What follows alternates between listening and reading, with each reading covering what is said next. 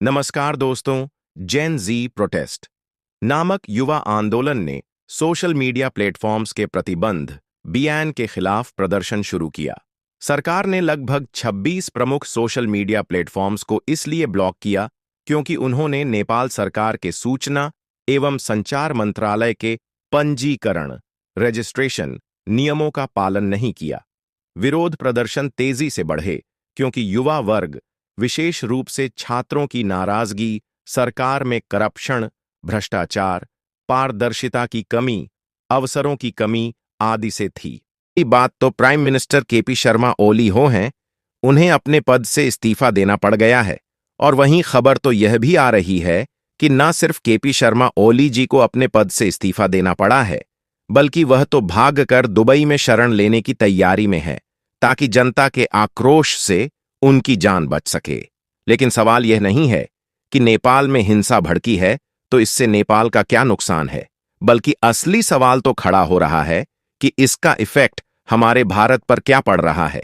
क्योंकि खबर आ रही है कि इंडिया और नेपाल का बॉर्डर हाई अलर्ट पर चला गया है और वहीं एयर इंडिया को अचानक दिल्ली और काठमांडू के बीच जाने वाली सभी फ्लाइट को कैंसिल करना पड़ गया।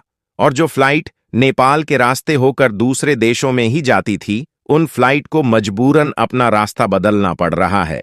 इसके अलावा कौन सा एग्रीमेंट है जिसे कैंसिल करने के लिए भारत और चीन से रिक्वेस्ट की जा रही है?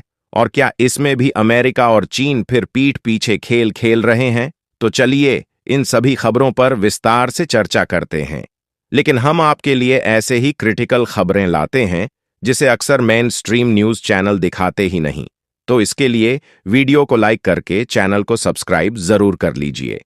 देखिए, सबसे पहले और इम्पॉर्टेंट अपडेट की बात की जाए तो वह इस समय भारत के पड़ोसी देश नेपाल की तरफ से निकल कर आ रही है। देखिए, सबसे पहले और इम्पॉर्टेंट अपडेट की बात की जाए, इस समय भारत के पड़ोसी देश नेपाल की तरफ से निकल कर आ रही हैं। दरअसल भारत के पड़ोसी नेपाल में सोशल मीडिया बंद करने का अंजाम इतना बड़ा हो जाएगा, इसके बारे में खुद नेपाल की सरकार ने भी नहीं सोचा था।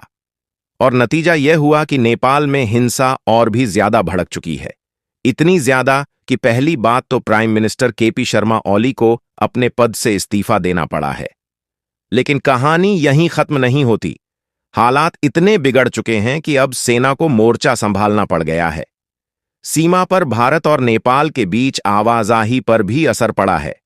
वेस्ट बंगाल के दार्जिलिंग जिले में पनटंकी बॉर्डर पोस्ट पर पैरामिलिट्री फोर्स और पुलिस ने गश्त तेज कर दी है। व्यापारिक ट्रक फंसे पड़े हैं, माल ढुलाई रुक चुकी है और हालात हाई अलर्ट पर हैं। यानी साफ है, नेपाल के भीतर का राजनीतिक संकट अब सिर्फ उसकी घरेलू राजनीति तक सीमित नहीं रहा, बल्कि इसका सीधा असर भारत नेपाल बॉर्डर और व्यापारिक रिश्तों पर भी दिखने लगा है। और वहीं खबर तो यह भी आ रही है कि ना सिर्फ केपी शर्मा ओली जी को अपने पद से इस्तीफा देना पड़ा है, बल्कि अब हालात इतने बिगड़ चुके हैं कि उन पर जनता का गुस्सा इतना भारी पड़ गया है कि उनकी सुरक्षा पर भी खतरा मंडरा रहा है। यही वजह है कि वे दुबई भागकर शरण लेने की तैयारी में हैं। सूत्रों के मुताबिक ओली का परिवार और उनके करीबी लोग पहले ही सुरक्षित जगहों पर पहुंच चुके हैं और अब चर्चा यह है कि एक प्राइवेट जेट के जरिए वह दुबई उड़ान भर सकते हैं। यानी साफ है कि नेपाल के अंदर जारी हिंसक प्रदर्शनों और संसद तक को आग के हवाले करने की घटनाओं के बाद हालात काबू से बाहर हो गए हैं। और तस्वीर यह है कि जो शख्स कभी खुद को नेपाल की राजनीति का सबसे बड़ा खिलाड़ी मानता था, आज वही जनता के गुस्से और सड़कों पर उठे आक्रोश की वजह से देश छोड़कर भागने की तैयारी कर रहा है।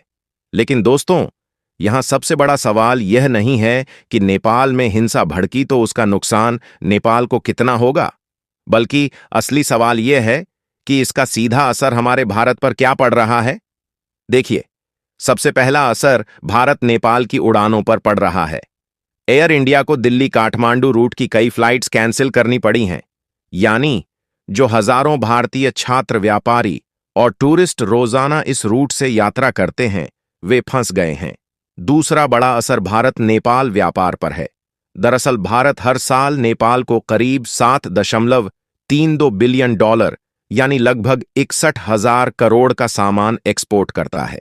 अब नेपाल के बॉर्डर पर जो आगजनी और विरोध चल रहा है, उससे ट्रक रुक गए हैं, रास्ते बंद हो गए हैं और जरूरी सामान का प्रवाह बाधित हो गया है, यानी सीधा नुकसान भारतीय व्यापारियों और उद्योगों को। तीसरा और सबसे खतरनाक असर है चीन की घुसपैठ।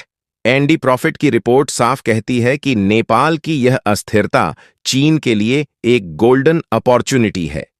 बीजिंग तुरंत ऐसे हालात का फायदा उठाता है। नेपाल में हाल के दंगों और हिंसा के पीछे कई कारण मिलकर काम कर रहे हैं। नीचे कुछ मुख्य वजहें दी गई। विरोध प्रदर्शन तेजी से बढ़े क्योंकि युवा वर्ग, विशेष रूप से छात्रों की नाराजगी सरकार में करप्शन, भ्रष्टाचार, पारदर्शिता की कमी, अवसरों की कमी आदि से थी। पुलिस और प्रदर्शनकारियों के बीच टकराव हुआ।